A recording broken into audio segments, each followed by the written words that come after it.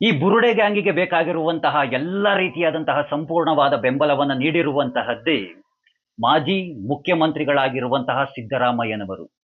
ಈ ಬುರುಡೆ ಗ್ಯಾಂಗಿನ ಬೆನ್ನೆಲುಬೆ ಸಿದ್ದರಾಮಯ್ಯನವರು ಎಂಬುವಂತಹದ್ದು ಸ್ಪಷ್ಟವಾಗಿ ಗೋಚರಿಸ್ತಾ ಇದೆ. ಯಾವನು ಆದಿಲ್ ಬೀದಿಲ್ ಹೋಗುವಂತವನು ಬುರುಡೆ ಇದೆ ಅಂತ ಒಂದು ಬುರುಡೆ ಬಿಟ್ಟ, ಸಿದ್ದರಾಮಯ್ಯನವರು ಅಟ್ಲೀಸ್ಟ್ ಒಂದು ಪ್ರಾಥಮಿಕ ತನಿಖೆ ವರದಿಯನ್ನು ಸಹ ತರಿಸ್ಕೊಳ್ದಲೇ ಏಕಾಏಕಿ ರಾತ್ರೋರಾತ್ರಿ ತರಾತುರಿಯಲ್ಲಿ SITಯನ್ನ ರಚನೆಯನ್ನ ಮಾಡಿಬಿಟ್ಬಿಟ್ರು.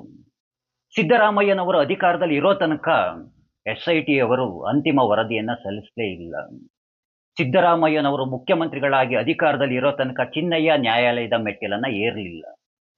ಯಾವಾಗ ಸಿದ್ದರಾಮಯ್ಯನವರು ಮುಖ್ಯಮಂತ್ರಿ ಪದವಿಯಿಂದ ಪಟ್ಟದಿಂದ ಅಧಿಕಾರದಿಂದ ಕೆಳಗಡೆ ಇಳಿದ್ರು, ಆಗ ಇದೇ ಚಿನ್ನಯ್ಯ, ಇದೇ ಮಾಸ್ ಮ್ಯಾನ್ ಧೈರ್ಯವಾಗಿ ನ್ಯಾಯಾಲಯದ ಮೆಟ್ಟಿಲನ್ನ ಏರಿದ್ದಾನೆ. ಸಿದ್ದರಾಮಯ್ಯನವರು ಈಗ್ಲಿಂದ ಅಲ್ಲ, ಮೊದಲಿನಿಂದ ಧರ್ಮಸ್ಥಳದ ಮೇಲೆ ಒಂದು ಕಣ್ಣನ್ನ ಇಟ್ಟಿದ್ರು. ಹೇಗಾದ್ರೂ ಮಾಡಿ ಧರ್ಮಸ್ಥಳವನ್ನ ಸರ್ಕಾರದ ಒಡೆತನಕ್ಕೆ ತೆಗೆದುಕೊಳ್ಬೇಕು ಅಂತ. ಅದು ಸಾಧ್ಯವಾಗ್ತಾ ಇರಲಿಲ್ಲ. ಕಾರಣ, ಧರ್ಮಸ್ಥಳ ಜೈನರ ಹಿಡಿತದಲ್ಲಿದೆ. ಜೈನರ ಹಿಡಿತದಲ್ಲಿ ಅಂತಂದ್ರೆ ಜೈನರು ಅಲ್ಪಸಂಖ್ಯಾತರಿಗೆ ಬರ್ತಾರೆ. ಅಲ್ಪಸಂಖ್ಯಾತರ ಧಾರ್ಮಿಕ ಕ್ಷೇತ್ರಗಳನ್ನ ಅಷ್ಟು ಸುಲಭವಾಗಿ ಸರ್ಕಾರದ ಒಡೆತನಕ್ಕೆ ತೆಗೆದುಕೊಳ್ಳೋದಕ್ಕೆ ಸಾಧ್ಯವಾಗೋದಿಲ್ಲ. ಅದು ಸಹ ಸಿದ್ದರಾಮಯ್ಯನವರಿಗೆ ಎಲ್ಲೋ ಒಂದು ಕಡೆ ಕೋಪ ಅನ್ನೋದು ಇತ್ತು. ಹೇಗೋ ಸಿದ್ದರಾಮಯ್ಯನವರು ಹಿಂದೂ ವಿರೋಧಿಗಳಾಗಿದ್ರು, ಧರ್ಮಸ್ಥಳದ ವಿರೋಧಿಗಳಾಗಿದ್ರು. ಧರ್ಮಸ್ಥಳವನ್ನ ಹೇಗಾದ್ರೂ ಮಾಡಿ ಸರ್ಕಾರದ ಒಡೆತನಕ್ಕೆ ತೆಗೆದುಕೊಳ್ಬೇಕು ಅಂತ ಸತತ ಪ್ರಯತ್ನಗಳನ್ನ ಮಾಡ್ತಾ ಇದ್ರು. ಇದೇ ಸಮಯದಲ್ಲಿ ನೋಡಿ ತಗಲಾಕೊಂಡ್ರು ಈ ಮತಾಂತರಿಗಳು, ಈ ಎಡಪಂಥೀಯರುಗಳು, ಕಮ್ಯುನಿಸ್ಟ್ಗಳು, ಈ ನಗರ ನಕ್ಸಲರುಗಳು. ಇವರೆಲ್ಲ ಸಿದ್ದರಾಮಯ್ಯನವರನ್ನ ತುಂಬಾ ಚೆನ್ನಾಗಿ ಧರ್ಮಸ್ಥಳದ ವಿರುದ್ಧವಾಗಿ ಬಳಕೆಯನ್ನ ಮಾಡಿಕೊಂಡ್ರು. ಇದೆಲ್ಲದರ ನಡುವೆ ಆಶ್ಚರ್ಯ ಎಂಬಂತೆ ನಟ ಪ್ರಕಾಶ್ ರಾಜ್, ನಟ ಪ್ರಕಾಶ್ ರಾಜ್ಗೆ ಕಳೆದ ವರ್ಷ ಸ್ಟೇಟ್ ಅವಾರ್ಡ್, ರಾಜ್ಯೋತ್ಸವ ಪ್ರಶಸ್ತಿಯನ್ನ ನೀಡಿದ್ದು, 25 ಗ್ರಾಂ ಚಿನ್ನ ನೀಡಿದ್ದು, 5 ಲಕ್ಷ ಹಣವನ್ನ ಉಡುಗೊರೆಯಾಗಿ ಕೊಟ್ಟಂತಹದ್ದು. ಈ ಟಾರ್ಗೆಟ್ ಧರ್ಮಸ್ಥಳ 200 ಕೋಟಿ, ಏನ್ ಹೇಳಿ 200 ಕೋಟಿ ಟಾರ್ಗೆಟ್ ಧರ್ಮಸ್ಥಳ. ಈ 200 ಕೋಟಿ ಹಣವದಲ್ಲಿ ಯಾರ್ಯಾರಿಗೆ ಎಷ್ಟೆಷ್ಟು ಹೋಗಿದೆಯೋ, ಯಾವ್ಯಾವ ಅಧಿಕಾರಿಗಳು ಎಷ್ಟೆಷ್ಟು ತಿಂದಿದ್ದಾರೋ, ಯಾವನ್ಗೆ ಎಷ್ಟೆಷ್ಟು ಹೋಗಿದೆಯೋ, ಯಾವಳಿಗೆ ಎಷ್ಟೆಷ್ಟು ಹೋಗಿದೆಯೋ ಯಾರಿಗೂ ಸಹ ಗೊತ್ತಿಲ್ಲ. ಏನಾದ್ರೂ ಅಪ್ಪಿ ತಪ್ಪಿ ಈ ಬುರುಡೆ ಗ್ಯಾಂಗಿನ ಪ್ರಕರಣ ಕೇಂದ್ರಕ್ಕೆ ಹೋಗಿ CBI ಅಂಡರ್ ಅಲ್ಲಿ ತನಿಖೆ ಏನಾದ್ರೂ ನಡೀತು ಅಂದ್ರೆ 100ಕ್ಕೆ 100 ಸತ್ಯ ಮಾಡಿ ಹೇಳ್ತಾ ಇದ್ದೀನಿ, ಇವತ್ತು ಮಾನ್ಯ ಮಾಜಿ ಮುಖ್ಯಮಂತ್ರಿಗಳಾಗಿರುವಂತಹ ಸಿದ್ದರಾಮಯ್ಯನವರು ಸಹ ತನಿಖೆಯನ್ನ ಎದುರಿಸಲೇಬೇಕಾಗುತ್ತೆ.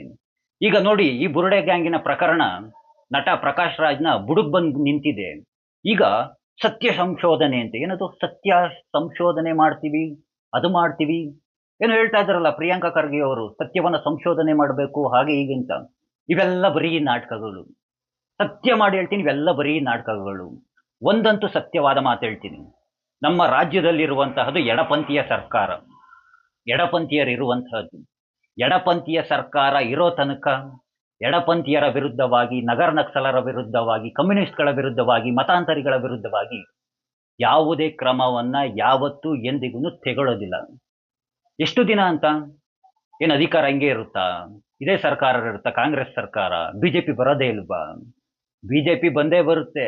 ಬಿಜೆಪಿ ಸರ್ಕಾರ ಒಮ್ಮೆ ಬರಲಿ, ಈ ಬುರುಡೆ ಗ್ಯಾಂಗ್ನ ಬುಡನ ಹೇಗೆ ಹೊಡಿತಾರೆ ನೋಡಿ. ಏನ್ ಹೇಳಿ, ಈ ಬುರುಡೆ ಗ್ಯಾಂಗ್ನ ಬುಡನ ಹೇಗೆ ಹೊಡಿತಾರೆ ನೋಡಿ. ಅಲ್ಲಿ ತನಕ ಲೆಟ್ ಡ್ಯಾಮ್ ಎಂಜಾಯ್ ಮಾಡ್ತಾ ಇರ್ಲಿ, ಎಂಜಾಯ್ ಮಾಡ್ಕೊಂಡಿರ್ಬೇಕು. ಇದೆಲ್ಲದರ ನಡುವೆ ನನಗೆ ಯಾವಾಗ್ಲೂ ಬೇಜಾರಾಗೋದು, ಸಾರ್ವಜನಿಕರ ತೆರಿಗೆ ಹಣ ಕಂಡ್ರಿ, ನಮ್ಮ ಹಣ, ಸಾವಿರಾರು ಕೋಟಿ ಹಣವನ್ನ ಸುಮ್ಮನೆ ವ್ಯರ್ಥ ಮಾಡಿಸ್ಬಿಟ್ರಲ್ಲ ಈ ಬುರುಡೆ ಗ್ಯಾಂಗ್ನವರು. ಅಲ್ಲಿ ಬಗ್ಸಿ, ಇಲ್ಲಿ ಗುಂಡಿ ಇದೆ, 1ನೇ ಗುಂಡಿನಲ್ಲಿದೆ, 2ನೇ ಗುಂಡಿನಲ್ಲಿದೆ, 3ನೇದಲ್ಲಿದೆ. ಅವೋ ಸಿಕ್ತು, ರೌಕೆ ಸಿಕ್ತು, ಪಂಚೆ ಸಿಕ್ತು, ಬಾಚಣಿಗೆ ಸಿಕ್ತು, ಅದ್ ಸಿಕ್ತು, ಇಲ್ಲಿ ಮೂಳೆ ಸಿಕ್ತಂತೆ. ಏನ್ ಒಸಿ ಆಟ ಆಡಿಸಿದ್ರ?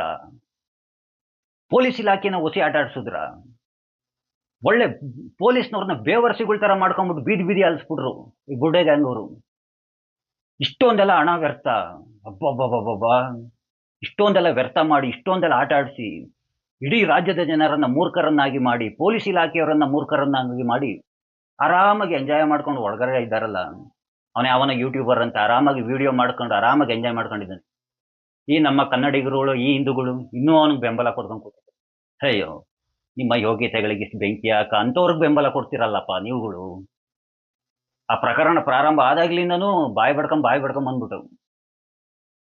ಏನೋ ಬಿಡಿ, ನಮ್ಮ ಕೆಲಸ ನಾವು ಮಾಡ್ತಾ ಇರ್ತೀವಿ, ನಮ್ಮ ಕೃಷ್ಣ ಅದೇ ಹೇಳಿರೋದು ಅಂತ ಹೇಳ್ತಾ, ಆ ಕೃಷ್ಣ ಎಲ್ಲರಿಗೂ ಒಳ್ಳೇದನ್ನ ಮಾಡ್ಲಿ. ಎಲ್ರಿಗೂ ಧನ್ಯವಾದಗಳು. ಜೈ ಶ್ರೀ ಕೃಷ್ಣ.